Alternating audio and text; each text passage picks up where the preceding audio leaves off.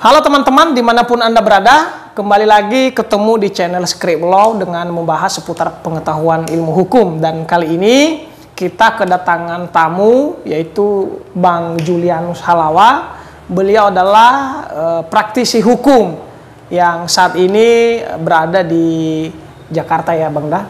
Nah, boleh Bang memperkenalkan diri ya, hari ini atau sehari-harinya aktif di aktivitasnya apa saja? Oke, kenalkan nama aku Julianus Halawa. Saya berprofesi sebagai seorang advokat, masih muda, kategori muda, dan saat ini aktif di kantor. Kebetulan saya kantor pribadi, nama office saya Julianus Halawa & Partner, kantor di Jakarta. Oh, di Jakarta ya Bang Dah. Nah, mungkin Abang Dah sebelum terjun di dunia hukum ini, awalnya kok bisa tertarik ya Bang mengambil jurusan hukum ini? Apakah memang ada saudara kah atau memang ada yang menyuruh, oh ambil aja lah jurusan hukum, sepertinya lebih bagus gitu? Saya sih dulunya waktu sebelum akhirnya kemudian pilih kuliah sebagai sarjana hukum, saya dulunya nggak ada cita-cita mau jadi sarjana hukum. Oh, awalnya nggak ada ini? Nggak ada, apalagi menjadi seorang lawyer nggak ada. Oh iya, seru ini.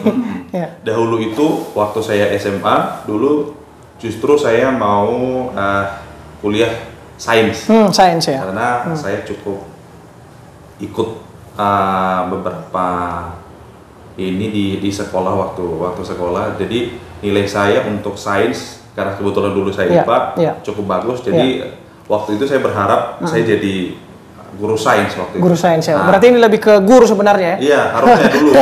Dulu, tetapi beberapa bulan sebelum akhirnya saya ke Jakarta. Ke Jakarta.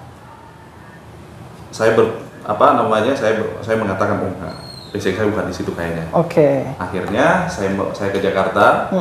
Dan kemudian bertemu sama, waktu itu ada senior, dia barusan lulus sarjana hukum. Akhirnya kita bincang-bincang. Akhirnya saya mau jadi ini di kampusnya. Jadi di hukum lah ya. Betul. Jurusan jadi hukum. saya ngambil jurusan hukum. Oke. Akhirnya jadilah seperti sekarang. Nah, jadi saya melihat Abang Jul ini awalnya bukan di Jakarta ya, lalu sambil mau ke Jakarta, lalu lanjut jurusan hukum ya. Di selama kuliah itu apakah memang Abang Jul fokus kuliah tuh juga atau sambil kerja? Dulu waktu saya S1 itu saya kuliah, tetapi saya juga kerja. Kerja lah, wah luar biasa ini. Kita harus belajar juga sama Bang ini membagi waktu lah ya. Betul, ini masalah waktu. Betul. Oke, jadi Abang Dah setelah lulus kuliah, langsung ke praktisi gitu, langsung membuka kantor atau bagaimana? Oh enggak, jadi gini. Bagi saya untuk menjadi seorang advokat itu, apalagi untuk di titik sekarang itu nggak mudah. Iya. Dulu sebelum akhirnya saya ambil profesi advokat, saya kerja kan. Waktu saya masih kuliah itu, saya kerja. Itulah orang-orang perantau itu memang jiwanya keras. Karena kalau bukan kita yang fight sendiri, nggak ada. Kita nggak bisa berharap sama siapa. Berarti harus fight ya? Iya, harus fight sendiri. Nah, kemudian setelah saya lulus, sebelum saya lulus, 2 tahun sebelum saya lulus, saya sudah mulai magang.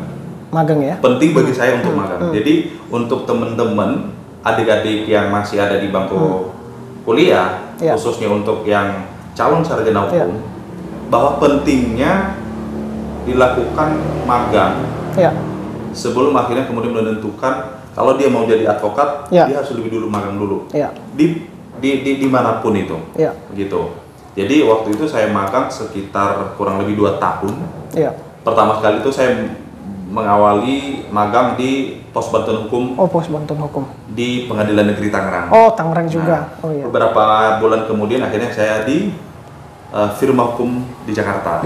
Saya keterima di firma hukum Jakarta. Dan setelah itu saya pindah beberapa kantor. Saya tekuni di sana, belajar bagaimana menjadi seorang advokat, belajar sama senior-senior, bincang-bincang, dan saya ambil ilmu dari sana. Akhirnya kemudian saya ikut pendidikan profesi advokat. Ya.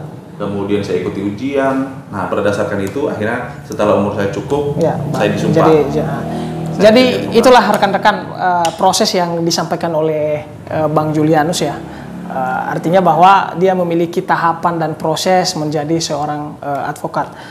Sebelumnya Bang Da, sebelum mengambil jurusan hukum ini, pernah nggak sih terbayang menjadi profesi lawyer atau advokat itu berat? Karena banyak teman-teman yang mahasiswa nih atau kawan-kawan yang masih belum masuk di jurusan hukum, jurusan hukum itu berat karena kita harus menghafal pasal demi pasal ya, harus kita banyak menghafal teori-teori hukum. Bagaimana kira-kira menurut Abang? Apakah memang kita harus belajar menghafal pasal-pasal ya kalau di hukum ini? Oke. Untuk menjadi seorang advokat itu tidak mudah. Ya, tidak mudah. Baru bisa dikatakan advokat kalau memang dia sudah memenuhi beberapa syarat yang diatur dalam undang-undang advokat begitu. Dia harus sudah mengikuti pendidikan profesi advokat (PKPA), kemudian dia harus sudah lulus ujian profesi advokat (UPA), kemudian dia mengikuti magang minimal 2 tahun terus menerus. Oke, 2 tahun itu banyak yang menafsirkan berbeda, tetapi biarlah mereka menafsirkan menurut pendapatnya. Tapi kalau saya tafsirkan dan itu sesuai dengan undang-undang profesi advokat, setidak-tidaknya itu 2 tahun itu dihitung per tanggal ijazahnya keluar. Bagi saya begitu, karena seseorang dinyatakan sudah lulus, dibuktikan dengan tanda ijazahnya dia, ya kan? Biarpun kalau ibarat kayak saya ini, betul bahwa saya magang sebelum saya akhirnya mendapatkan ijazah, 2 tahun sebelum saya, makanya waktu itu kan saya terlambat lulus, karena kenapa? Saya lebih dulu magang dan akhirnya saya lupa terhadap ijazah skripsi saya, saya lupa sama skripsi saya. Kalau kemudian saya hitung di awal saya magang dengan posisi saya pada saat setelah saya lulus, saya pikir saya disumpah udah beberapa tahun, tetapi kan hitungannya nggak begitu. Hitungan 2 tahun itu per tanggal saya kapan lulus, seperti itu. Seperti itu. Nah ini ada yang menarik ini Bang Dah. Katanya bahwa ini kalau kita berbincang-bincang ya dengan teman-teman, ngobrol-ngobrol santai, ngopi di warung-warung ya.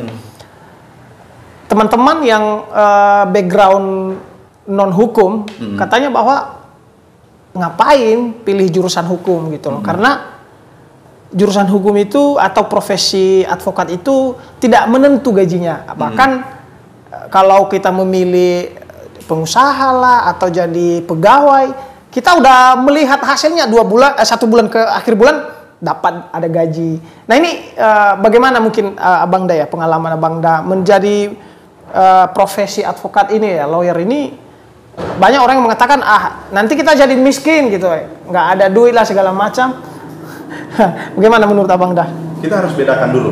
Sebelum saya jawab, kita harus bedakan bahwa profesi advokat, begini, seorang sarjana hukum, boleh dia mau menjadi apa saja. Dia bisa menjadi seorang advokat, ya kan? Kemudian dia bisa menjadi seorang notaris. Dia juga bisa memilih menjadi seorang jaksa. Dia juga bisa memilih menjadi seorang hakim. Dosen ya, termasuk dosen juga. Dosen, menjadi akademisi. Kemudian tidak tertutup kemungkinan dia juga bisa kerja sebagai legal corporate. Legal corporate ya. Baik di perusahaan maupun di dalam firma hukum lainnya, kan gitu. Tetapi kalau ada beberapa pernyataan dari kawan-kawan seperti itu, bahwa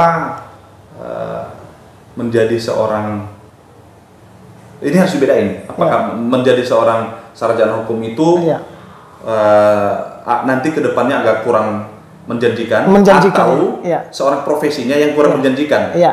Kalau sarjana hukum saya pikir, seperti yang saya jelaskan tadi, dia bisa menjadi apa saja. Tetapi kalau kemudian dia menjadi seorang advokat, begini, bagi saya advokat itu adalah orang-orang advokat itu adalah orang luar biasa bagi saya. Kenapa saya sebut sebagai orang luar biasa? Karena mereka inilah orang-orang yang bisa mengerjakan sesuatu di luar orang biasa mengerjakannya. Oke. Kenapa? Karena pekerjaannya itu seorang advokat itu dia harus 24 jam. 24 jam lah ya. Ya, dia harus berarti 24 jam. Di saat tidur pun ini dia siap kalau ada klien siap lah ya, harus ya. Harus. Ya. Seperti saya beberapa kali, bahkan beberapa hari terakhir, saya harus mendampingi klien ya di saat saya sedang tidur. Wah, luar biasa ini pengabdian. Itu di jam 1 malam. Karena adanya calon klien yang saya dihubungi, saya diminta untuk mendampingi karena adanya suatu suatu penangkapan terhadap dirinya di kepolisian. Jadi itu didampingi. Jadi memang waktu kerjanya nggak ada. Nah, itu satu. Kedua, mengenai apakah profesi advokat itu menjanjikan atau jangan-jangan tidak menjanjikan. Iya, jangan-jangan. Akhirnya kemudian banyak yang mengatakan ngapain jadi advokat? Iya, jadi nanti jadi miskin gitu. Iya. Tidak. Itu bagi saya itu tafsir yang mungkin menurut saya agak keliru. Iya, siap. Karena bagi saya setelah saya menjadi seorang advokat, saya bisa hidup. Iya. Saya bisa hidup dalam artian begini. Ketika kita bisa menjalankan profesi ini dengan baik, kita bisa mengerjakan dengan baik apa saja pekerjaan gitu kan. Kemudian kita dipercaya klien, gitu kan, itu akan mengikuti kok. Poin dulu. Ya, poin. Baru koin. Koin ya, oke. Gitu. Poin dulu baru koin ya. Oke. Nah ini Bang Da, banyak pertanyaan juga, mungkin berdasarkan pengalaman teman-teman di luar sana. Katanya kok pengacara ya, lawyer ya atau advokat itu membela orang yang salah ya Bang Da. Karena saya kurang tahu apakah ini ada keliru atau bagaimana. Karena katanya ini kok udah tahu ya ini nyatanya pembunuhan ya. Tapi advokat mendampingin padahal dia adalah sudah berbuat jahat. Tapi kenapa advokat mendampingin gitu loh. Ini bagaimana ini konsepnya Bang Da? Itu sering banget saya dengar gitu. Saya sering juga ditanya demikian. Bahkan oleh klien saya sendiri. Ada adik-adik mahasiswa yang ada di bangku semester terakhir yang hendak sudah bisa menentukan dia mau kemana. Kan gitu kan? Karena di ujung semester 7 itu biasanya dia harus bisa menentukan nanti setelah saya lulus saya mau kemana ini. Saya mau jadi notaris kah? Mau jadi jaksa kah? Atau mau jadi apakah gitu kan? Atau jadi seorang advokat? Begini, kalau saya mau jawab gini.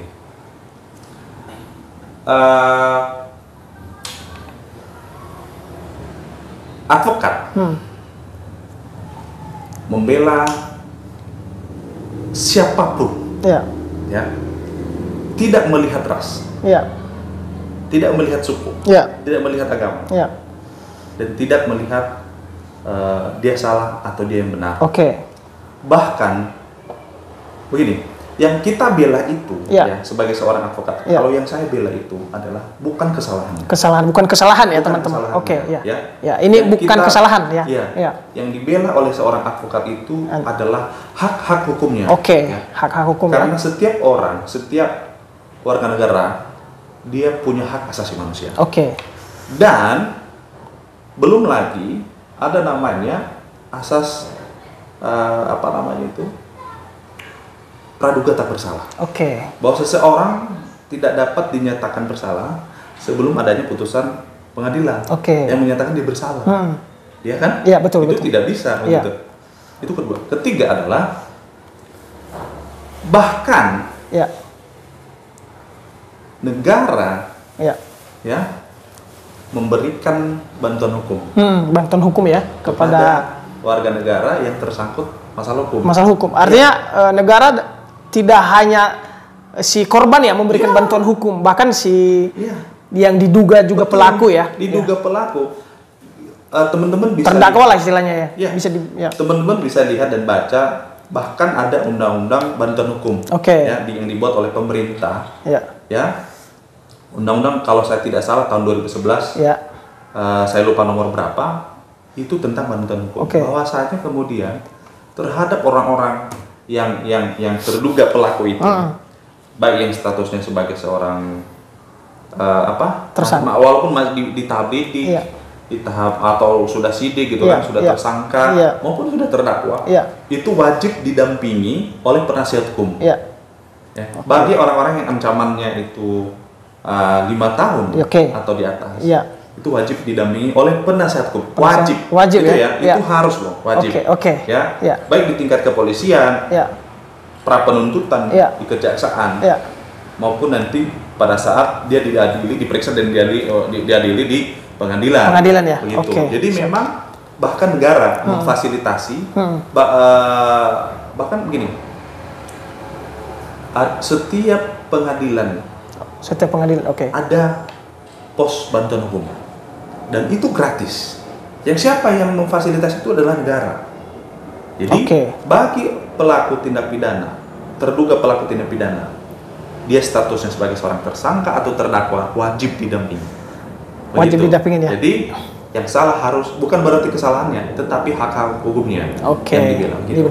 Jadi itu ya rekan-rekan, artinya kalau ada yang menghadapi masalah hukum ya silakan datangi kantor LBH ya. Setiap pengadilan sudah disediakan ya. Sudah disediakan. Jadi tidak ada lagi rekan-rekan di luar sana mengatakan bahwa ini meminta perlindungan hukum di negara ini harus bayar dan segala macam ya, atau harus mengeluarkan uang nominal yang besar atau merasa dirinya tidak ada perlindungan ya. Artinya sudah disediakan lembaga bantuan hukum oleh pemerintah ya. Bagi mereka-mereka yang tidak mampu. Yang tidak mampu lah ya Bang.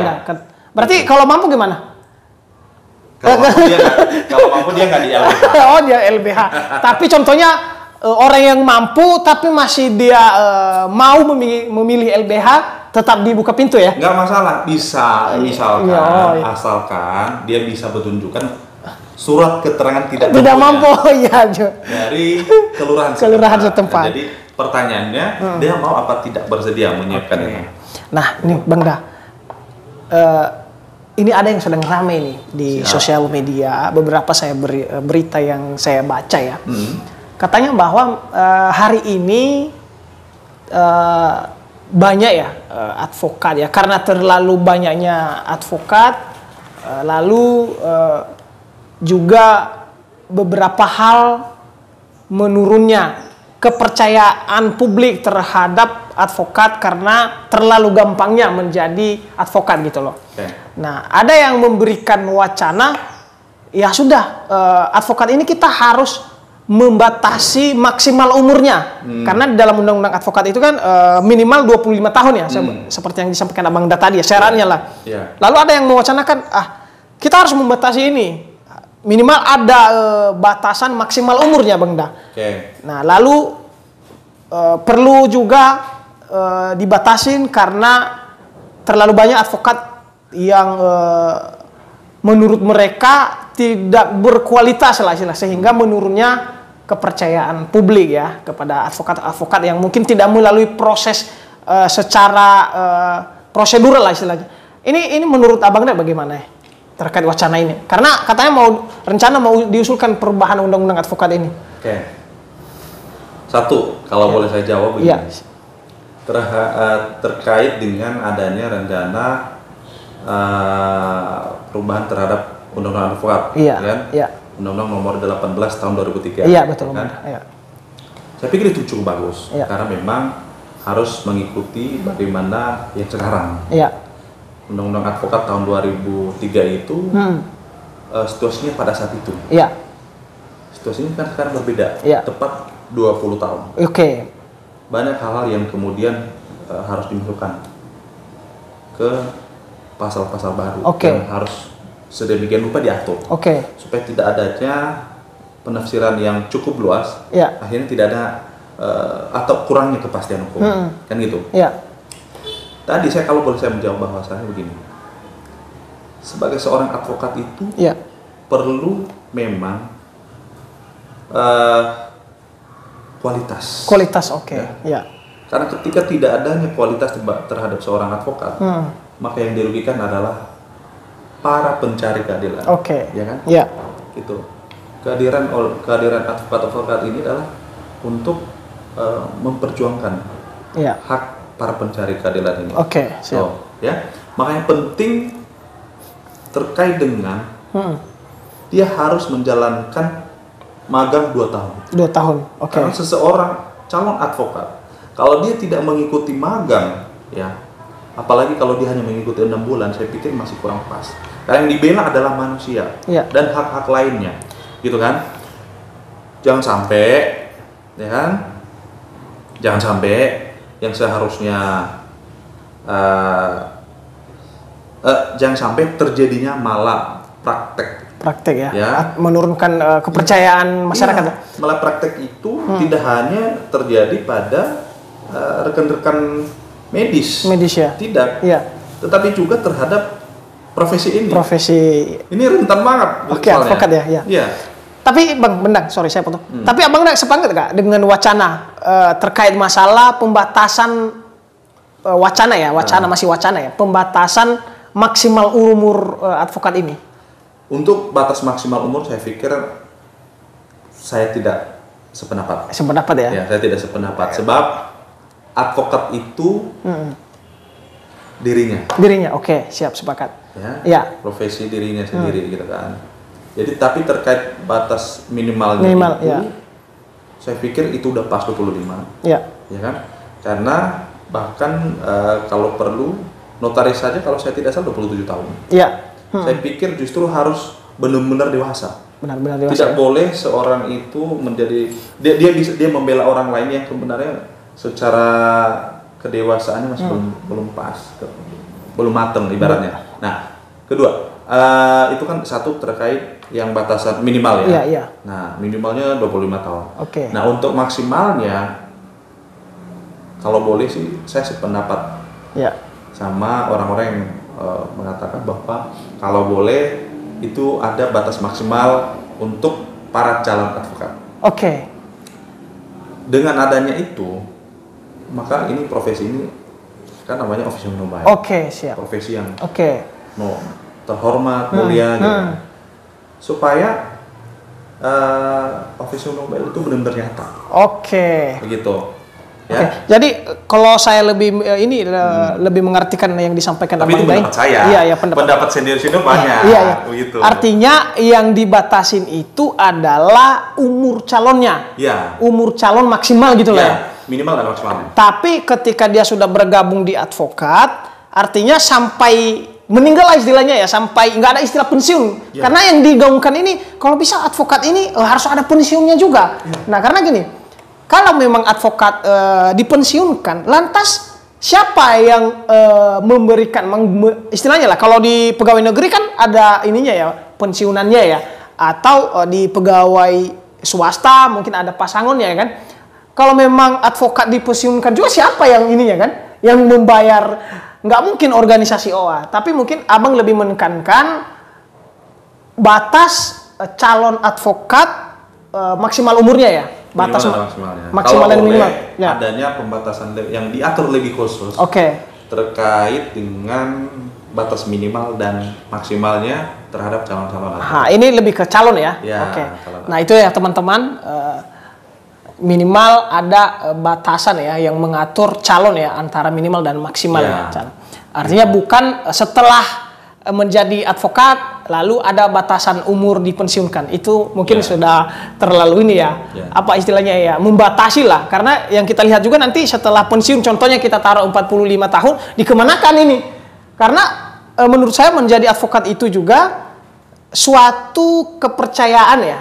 Artinya kepercayaan. Artinya selagi diberikan kepercayaan sama dia, walaupun dia memang sudah tua, apalagi tadi Abang Da sudah bilang bahwa advokat itu kan melekat pada dirinya ya. Ya artinya ya harusnya kita tidak membatasi ya masalah pensiunnya dan segala macam lah ya. Apalagi ini kan bukan suatu lembaga advokat ini, maksudnya tidak ada yang menaungin ini ya. Dia adalah profesional. Profesional ya. Gitu. Itu saya mau tambah. Bahwa kemudian kenapa ini undang-undang advokat perlu adanya pembaharuan, ya kan? Karena begini, dengan adanya kita harus akui bahwa saat ini organisasi advokat sedang tidak baik-baik saja. Kenapa saya bilang, kenapa saya boleh berani mengatakan demikian?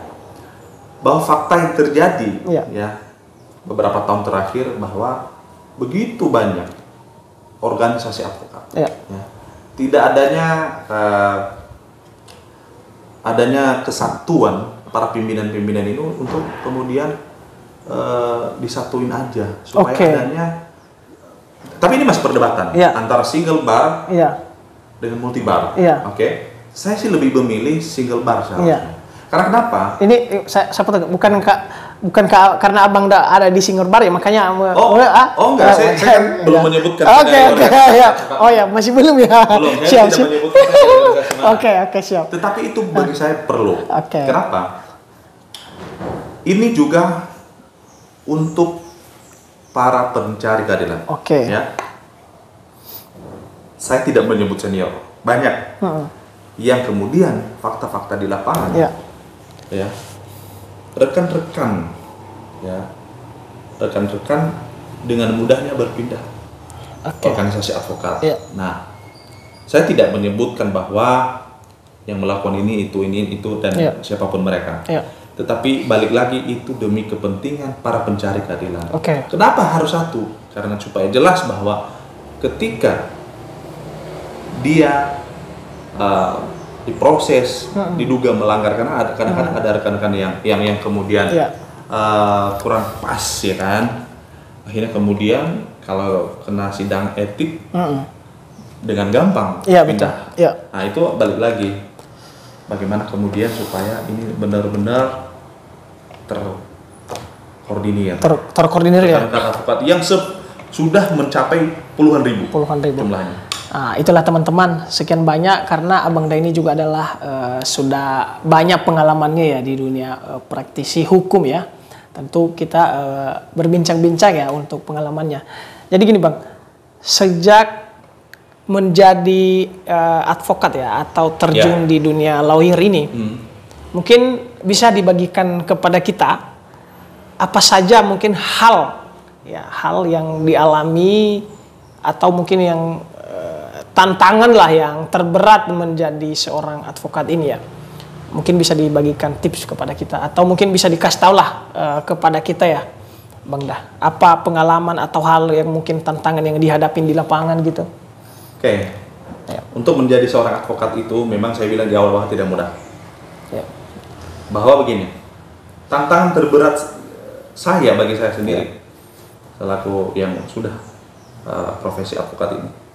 Tantangan seorang advokat adalah bagaimana kemudian dia bisa mengatur mentalnya. Mengatur mental ya. Mentalnya. Ya kan? Dan dia bisa melawan dirinya sendiri. Melawan diri sendiri ya? Ini melawan diri sendiri bagaimana ini Bang Dah? Melawan diri sendiri. Dia bisa mengatur dirinya tidak terlepas dari mental tadi. Ya kan? Karena ketika dia tidak percaya pada dirinya, bagaimana dia bisa membela orang lain? Dan dia harus berani. Ya, itu harus dilakukan. Seperti itu. Berarti mental ya harus disiapkan, melawan diri ya. Melawan diri sendiri.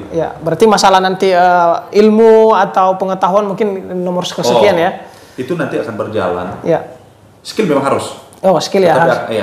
Ya kan, makanya tadi saya bilang di awal memang advokat itu harus belajar dulu. Harus magang itu 2 tahun itu perlu. Ya kan? Nah, supaya apa? Supaya dia bisa matang. Dan hasil yang didapatkan oleh kliennya, pencari keadilan pun menjadi sangat puas. Tapi ini saya mau ini Bang Dah. Selama menjadi profesi advokat ya, pernah nggak sih ada semacam diancam ya atau ditekan ya? Ini mungkin pengalaman Abang Dah aja ya. Pernah nggak sih? Contohnya ada, karena ini kan kita berhubungan dengan pada intinya lah, contohnya masalah lah ini ya. Masalah mungkin kasus-kasus terbesar. Pernah nggak sih mengalami kayak ancaman itu gitu? Sering ya? Sering. Itu bagaimana kalau mental kita tidak siap itu? Itu tadi saya bilang. Mentalnya harus terjaga dan dia harus bisa melawan diri sendiri. Berarti kalau Abang menghadapi itu ya berarti ya siap lah gitu berhadapan ya. Makanya begini, kepada rekan-rekan yang baru mau menjadi seorang advokat atau adik-adik mahasiswa yang sudah di bangku kuliah terakhir gitu ya. Itu harus disiapkan, mentalnya harus disiapkan dan dia harus bisa melawan dirinya bahwa saya bisa menaklukkan itu ya kan. ketakutan itu harus dibelakangi. Karena gini, ketika kita menerima kuasa kepada klien kita, itu artinya bahwa permasalahan yang dihadapi adalah saat itu juga kita pikul. Siapapun yang dihadapi, siapapun musuhnya itu adalah murni musuh kita. Karena justru di situ seluruh permasalahan dia kita pikul di situ. Pada saat kita menerima kuasa ya kan? Gitu. Jadi artinya apa? Apapun yang terjadi, ya kamu harus siap. Jadi kira-kira Abang Da kalau memang ada masalah tekanan atau ini ya, itu lebih yang sering dialami adalah tekanan pukulan mental atau memang ada juga lewat fisik juga gitu Bang Da? Dua-duanya dapat. Dua-duanya? Pukulan mental sama bentrok di lapangan dapat juga. Mental ketika kita berhadapan sama lawyer senior. Lawyer senior. Lawyer senior ini memang kadang-kadang mereka melihat dari sisi umur. Umur ya, karena ini saya udah banyak makan garam lah istilahnya di dunia hukum ya. Kalau mental kita kurang kuat dan kita nggak yakin sama diri sendiri, kita mundur duluan. Ibarat kita mau perang, kita mau gebut tapi peluru nggak ada, dan akhirnya kita takut. Bukan karena kita udah lawan dia kemudian kita kalah, tetapi kita belum melawan dia pun kita udah kalah. Makanya saya bilang kita harus siapin diri kita. Kedua, bentrok yang terjadi juga di lapangan. Ini bagaimana ini Bang? Ceritanya ini. Saya pernah alami kayak semacam adanya dulu saya ada pegang perkara rumah tanah dan rumah. Bangunan di atasnya. Jadi bentrok di lapangan itu sangat cepat terjadi. Ini bentroknya ini dengan pihak keamanan atau masyarakatnya? Dari masyarakat. Masyarakatnya. Baik yang pihak sebelah maupun kita. Karena tidak sedikit yang gini. Kalau saya pikir begini, siapapun itu pihak-pihak yang berperkara, menurut saya hanya sedikit sekian persen yang dengan sukarela mau melaksanakan putusan pengadilan. Belum adanya putusan pengadilan pun dinyatakan dia bersalah dan dia harus menyerahkan suatu objek yang menjadi objek perkara. Menurut saya sedikit saja yang bisa menyerahkan dengan lapang dada. Saya menyerahkan ini karena saya dinyatakan kalah, maka rumah ini, tanah ini saya serahkan kepada yang menang melalui pengadilan. Berarti bukan berarti ketika sudah keluar putusan pengadilan itu adalah tidak segampangnya kita menguasai ya, masih butuh perjuangan lagi yang untuk eksekusi itu harus pengadilan. Berdasarkan dan itu pun pengadilan itu dengan mengeksekusi itu masih berat ya? Masih ada yang tidak dengan hati yang ikhlas menyerahkan, ada. Kalau ada itu nggak ada masalah bagi saya, ya kan? Nah itu satu. Kedua adalah mau saya gini. Kalau saja yang sudah ada putusan pengadilan saja dia dinyatakan bersalah, dan dia harus banyak yang tidak mau menyerahkan begitu aja. Apalagi yang belum sampai ke pengadilan, di situ letaknya. Di situ pada penguasaan lahan. Di situ kita berhadapan sama masyarakat ya. Kita berhadapan sama ormas-ormas. Pernah nggak sih ada pengalaman? Pernah. Ada berhadapan dengan ormas. Banyak. Abang udah mau dipukul atau apa? Banyak. Cuma nggak sampai dipukul, jangan sampai lah. Tapi udah siap menghadapi itu ya, dengan ribuan banyak itu ya, ormas-ormas sudah siap menghadapi itu. Itu memang harus harus dihadapi. Karena kalau enggak, kita nggak dipakai oleh klien kita. Siap.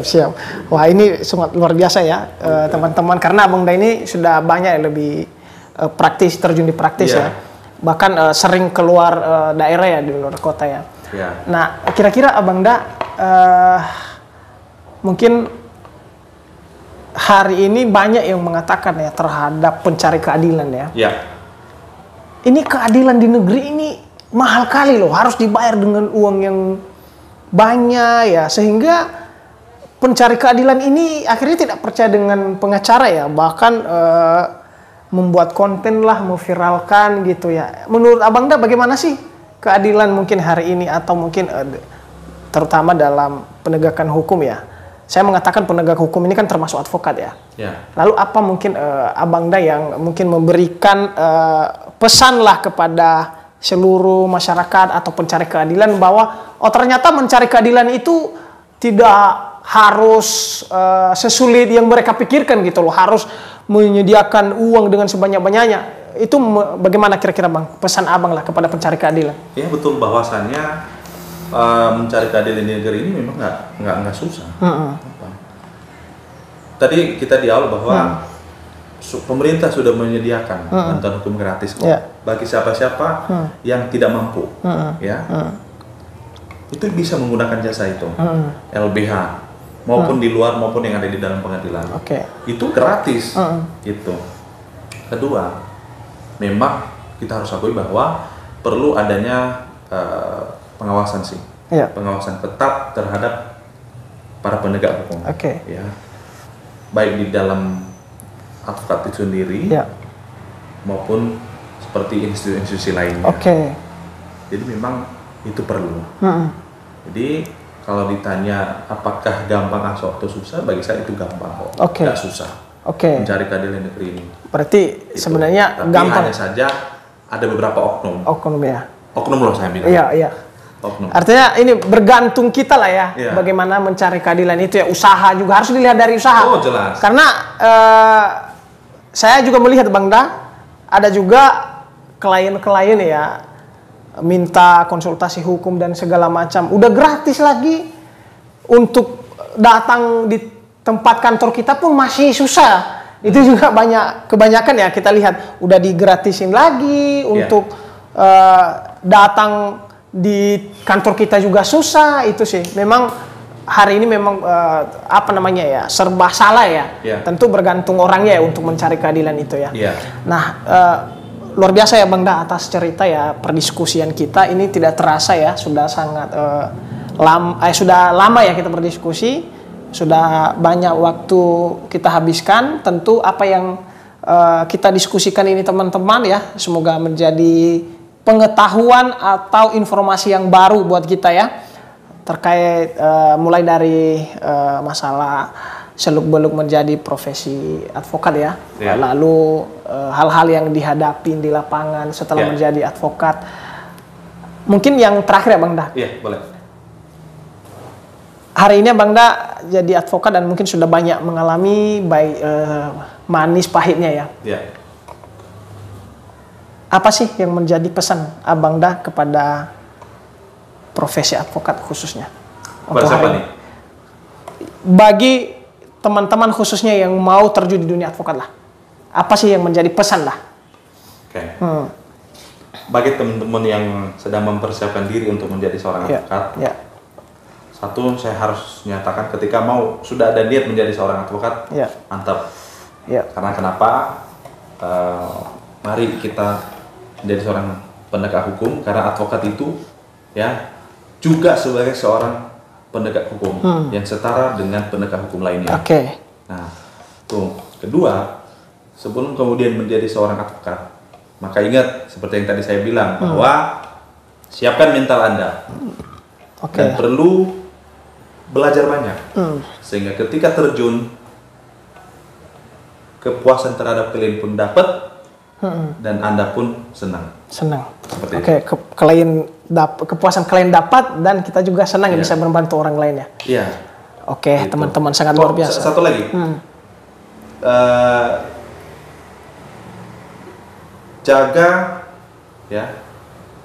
jaga nama baik untuk menjadi seorang advokat.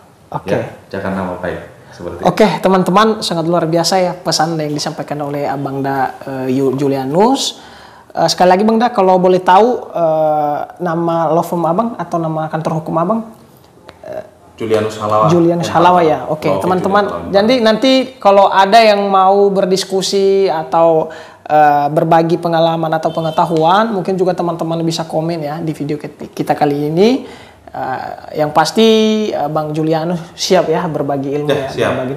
Dan memang ke depan kita berencana juga nanti Bang Da kalau bisa berkenan kita akan melaksanakan semacam pelatihan ya. Mungkin nanti ke depan lebih kita membahas terkait seputar pidana ya Bang Da. Boleh. Nah, mungkin semoga Bang Da nanti bisa juga bersedia menjadi narasumber ya webinar ke depannya setelah mungkin nanti kegiatan ini kita mencoba mengagendakan. Jadi barangkali itu teman-teman perdiskusian kita hari ini seputar pengalaman atau semacam informasi ya beliau terkait seputar dunia hukum ini. Barangkali itu teman-teman dalam proses perdiskusian ini kalau memang ada yang kurang tepat, ini adalah hanya semacam edukasi dan berbagi pengetahuan, bukan dalam arti kita ada hal-hal lain ya. Nah, barangkali itu semoga bermanfaat. Terima kasih. Terima kasih.